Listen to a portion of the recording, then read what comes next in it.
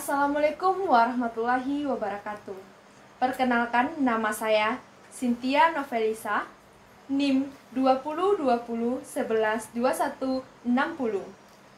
Mata kuliah Pengantar Ilmu Farmasi. Jadi di sini saya akan membahas tentang penggolongan obat. Di dalam hidup ini pasti kita pernah sakit. Dan untuk melanjutkan aktivitas kita pasti memerlukan obat. Jadi di sini mari kita membahas tentang obat.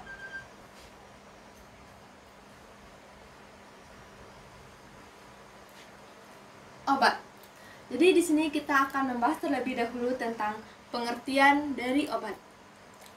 Menurut Undang-Undang Kesehatan Nomor 36 Tahun 2009, obat adalah bahan atau paduan bahan termasuk produk biologi yang digunakan untuk mempengaruhi atau sistem fisiologi atau keadaan patologi dalam rangka menetapkan diagnosis, pencegahan, penyembuhan, pemulihan, peningkatan kesehatan, dan kontrasepsi untuk manusia.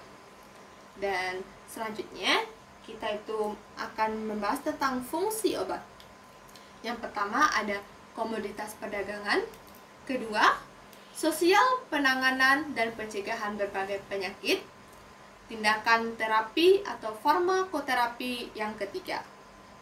Dan selanjutnya yang C adalah penggolongan obat berdasarkan. Jadi ini ada penggolongan obat yang ada dua nih. Yang pertama ada fisiologi, yang kedua biokimia.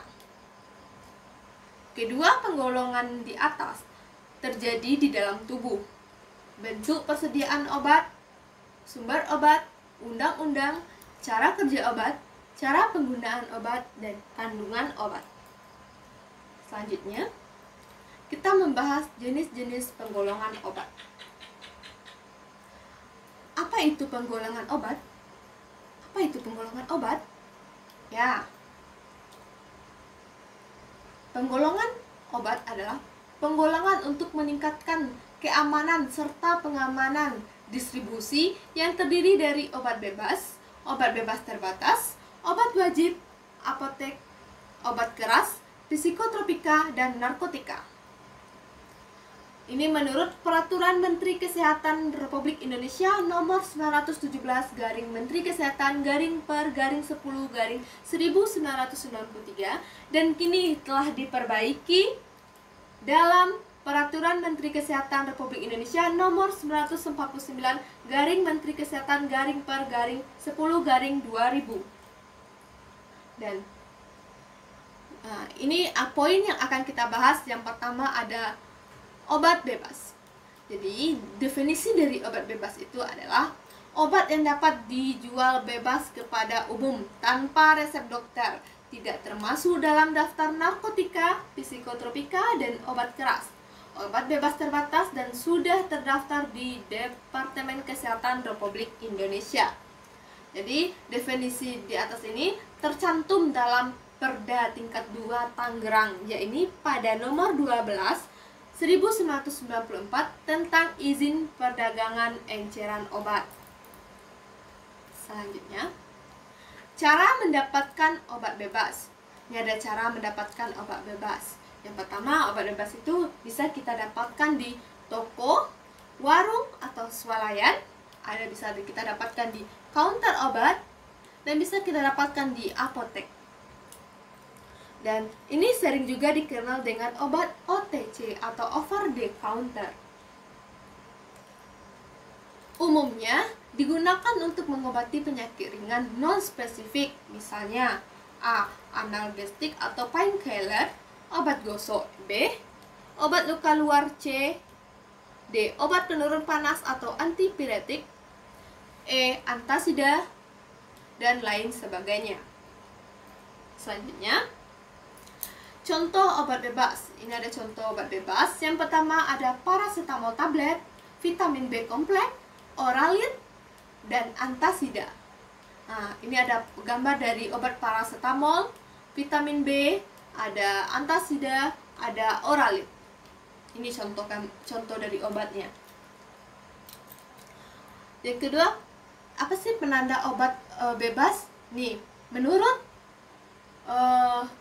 Kementerian Kesehatan, obat SK Menkes RI nomor 2380-SK-6/1983, tanda khusus untuk obat bebas dan obat bebas terbatas. Tandanya adalah seperti gambar ini. Tanda khusus untuk bebas yaitu bulatan yang berwarna hijau dengan garis tepi yang berwarna hitam. Selanjutnya,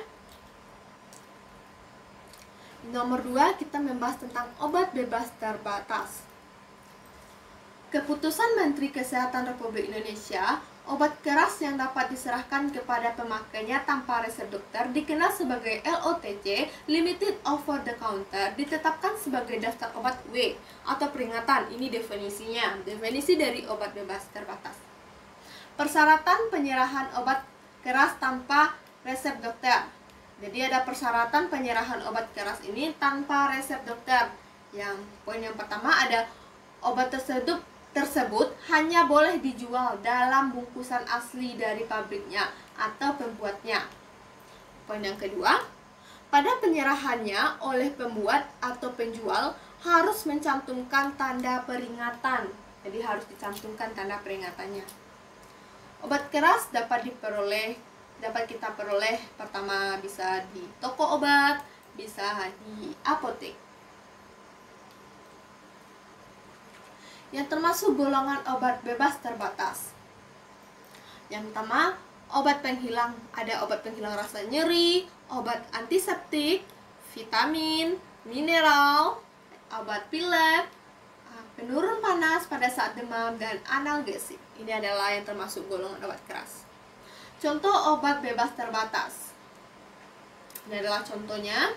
Ada CTM, povidone, iodin, dan biosakodi. Ini adalah contoh biosakodi. Ada contoh CTM. SK Menteri Kesehatan Republik Indonesia nomor 6305-Dirjen-SK-1969, pada kemasan obat harus tertara peringatan berupa kotak kecil berukuran 5x2 berdasarkan warna hitam seperti ini.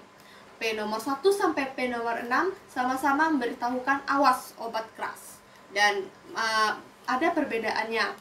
Untuk P nomor 1, perbedaannya itu adalah bacalah aturan pemakaiannya. P nomor 2 hanya digunakan untuk umur, jangan ditelan. Jadi jangan ditelan nih. Ya, kalau ada menemukan kayak P nomor 2 nih. Kalau P nomor 3, awas obat keras hanya untuk bagian luar badan. Nih P nomor 3. Hanya untuk dibakar, ini P nomor 4. P nomor 5, tidak boleh ditelan. Obat wasir jangan ditelan, ini P nomor 6. Keputusan Menteri Kesehatan Republik Indonesia nomor 2380/SK-6/1983, tanda khusus untuk obat bebas terbatas berupa lingkaran berwarna biru dengan garis tepi berwarna hitam seperti pada slide ini. Selanjutnya, pada setiap kemasan atau brosur obat bebas terbatas harus menyantumkan informasi obat sebagai berikut menurut SK Menteri Kesehatan nomor 1917 tahun 1993. Yang pertama ada nama obat, merek dagang dan kandungannya. Jadi harus tercantum nama obat dan merek dagang kandungannya. 2. Daftar dan jumlah bahan khasiat yang terkandung di dalamnya. Nama dan alamat produsen tertulis jelas di nomor 3. Izin edar dari Badan Pemeriksa Obat Makanan atau Departemen Kesehatan nomor 4. Nomor 5. Tanggal kadaluarsa. 6. Kontrak atau indikasi. 7. Efek samping. 8. Dosis. 9. Cara penyimpanan obat. 10. Peringatan. 11. Informasi tentang interaksi obat dengan obat lain atau makanan. Jadi gimana nih tentang interaksi obat dengan obat lain setelah kita makan atau dengan makanan, gimana interaksinya, seperti itu. Yang ketiga, kita akan membahas tentang obat keras. Jadi obat keras, apa sih itu obat keras? Nah, mari kita bahas pengertiannya. untuk pemakaian obat apabila tidak memperhatikan dosis, aturan pakai, dan peringatan dapat menimbulkan efek berbahaya. Jadi yang dikatakan obat keras itu adalah apabila tidak sesuai dengan aturan pakainya atau peringatannya. Dan obat golongan ini dikenal sebagai obat daftar G atau sama dengan juga obat berbahaya, hanya boleh diberikan atas resep dokter saja. Jadi obat ini hanya bisa diberikan atas resep dokter saja. Menurut keputusan Kementerian Kesehatan Republik Indonesia, yang termasuk golongan obat keras yaitu yang A, semua obat yang oleh pembuatnya dituliskan pada bungkus obat ini hanya boleh diserahkan dengan resep dokter saja. B, semua obat yang dibungkus sedemikian rupa yang nyatanya untuk dipergunakan secara parental saja. Yang C, semua obat baru kecuali apabila Departemen Kesehatan telah dinyatakan secara tertulis bahwa obat baru ini tidak akan membahayakan keselamatan manusia. Jadi, dan D, semua obat yang tercantum dalam daftar obat keras. Yang termasuk obat keras itu adalah semua obat yang tercantum dalam semua daftar obat keras. Dan selain yang tercantum sebelumnya, obat keras juga meliputi obat-obat sebagai berikut. Ada obat daftar G, seperti contohnya itu antibiotik, itu obat-obat yang mengandung hormon, obat jantung, dan lain sebagainya. Dan ada yang kedua, obat generik tertentu yang disingkat dengan OKT atau psikotropika, seperti obat penenang, obat sakit jiwa, obat tidur, dan lain sebagainya. Yang ketiga, obat generik dan obat wajib apoteker yang disingkat dengan OWA, yaitu obat yang dapat dibeli dengan resep dokter, namun juga dapat diberikan oleh apoteker kepada pasien di apotik tanpa resep dokter dengan jumlah tertentu, seperti antihistamin, obat asma, pil anti hamil, dan lain sebagainya.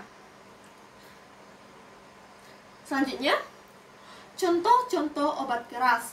Yang pertama ada asam manfenamat, ada mantampiron, adrenalin, antibiotik, antihistamin. Dan ini contoh-contoh dari gambaran obat-obat itu.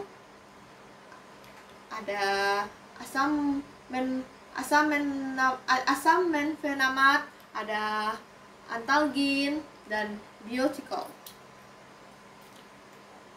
Selanjutnya, tanda peringatan obat keras. Menurut keputusan Menteri Kesehatan RI nomor 02396-A-SK-7-1986, penanda obat keras hanya adalah lingkaran berwarna merah dengan garis tepi berwarna hitam dengan huruf K yang menyentuh garis tepi seperti di samping saya ini. Selanjutnya, yang keempat, kita akan membahas tentang obat wajib apotek atau OWA. Jadi pengertian dari obat wajib apotek atau OWA ini adalah obat keras yang dapat diserahkan apoteker di apotek tanpa resep dokter. Jadi tanpa resep dokter. Peraturan tentang OWA ini yang pertama ada 3. Yang pertama, berdasarkan keputusan Menkes RI nomor 347. Yang kedua, nomor 924. Yang ketiga, nomor 1176. Dan yang pertama ini adalah tentang daftar OWA nomor 1. Yang kedua tentang daftar OWA nomor 2. Dan yang ketiga tentang daftar OWA nomor 3. Dan selanjutnya, pertimbangan dikeluarkannya keputusan menteri di atas sebagai berikut nih pertimbangannya kenapa dikeluarkan tentang OWA tadi. Yang poin yang pertama, untuk meningkatkan kemampuan masyarakat dalam menolong dirinya sendiri guna mengatasi masalah kesehatan. Yang poin yang kedua, peningkatan peranan apoteker di apotek dalam pelayanan komunikasi, informasi, edukasi, pelayanan obat kepada masyarakat. Selanjutnya, ada poin yang ketiga, meningkatkan penyediaan obat yang dibutuhkan untuk pengobatan sendiri. Kewajiban yang harus dipenuhi untuk menyerahkan OWA oleh seorang apoteker. Ini ada kewajiban yang harus dipenuhi seorang apoteker untuk menyerahkan OWA nih. Ada yang A, memenuhi ketentuan dan batas tiap jenis obat per pasien yang disebutkan dalam wajib apotek yang bersangkutan. Yang ke B, membuat catatan pasien dan obat yang diserahkan kepada pasien. Jadi kita seorang apoteker tuh harus membuat catatan pasien dan obat yang diserahkannya itu apa gitu. Yang poin yang ke C, memberikan informasi dosis dan aturan pakai dan hal lain yang perlu diperhatikan seorang pasien. Jadi ini ada daftar obat wajib apoteker OWA nomor 1 yang A ini. Berdasarkan keputusan Menteri Kesehatan Republik Indonesia nomor 347 Menkes SK 7 1990 tentang daftar obat wajib apotek nomor 1 tabel 3.1 daftar OWA nomor 1 dari mulai aminofilin sampai heektidin. Ini tabel 3.2 daftar OWA nomor 2 mulai dari albendazole sampai hydrocortisone butarat. Ini obat wajib apoteker nomor 2 berdasarkan keputusan Menteri Kesehatan Republik Indonesia nomor 924 Menteri Kesehatan _10 _1193 tentang daftar obat wajib nomor 2. Yang C, obat wajib apotek nomor 3 berdasarkan keputusan Menteri Kesehatan nomor 1176 Menkes SK 10 1999 tabel 3.3 daftar OWA nomor 3 dari allopurinol sampai ke clemastine. Ini adalah daftar OWA nomor 3. Ya, pembahasan kita yang kelima tentang obat psikotropika. Obat-obat golongan ini mulai dari pembuatannya, pengemasan, distribusi hingga penggunaannya diawasi ketat oleh pemerintah atau Badan Pemeriksa Obat Makanan dan Departemen Kesehatan, dan hanya boleh diperjualbelikan atas resep dokter saja. Tidak boleh sembarangan ini obat psikotropika ini. Dan setiap bulan, setiap apotek wajib melaporkan pembelian dan penggunaan kepada pemerintah. Dan ini ada Undang-Undang Nomor 5 Tahun 1997 tentang psikotropika. Jadi ini adalah menurut undang-undangnya, menurut Undang-Undang Nomor 5 Tahun 1997 tentang psikotropika adalah zat atau obat baik alamiah maupun sintesis, bukan narkotika yang berkhasiat psikoaktif melalui pengaruh selektif pada susunan saraf pusat yang menyebabkan perubahan khas pada aktivitas mental dan perilaku. Selanjutnya, psikotropika dibagi menjadi 4 golongan.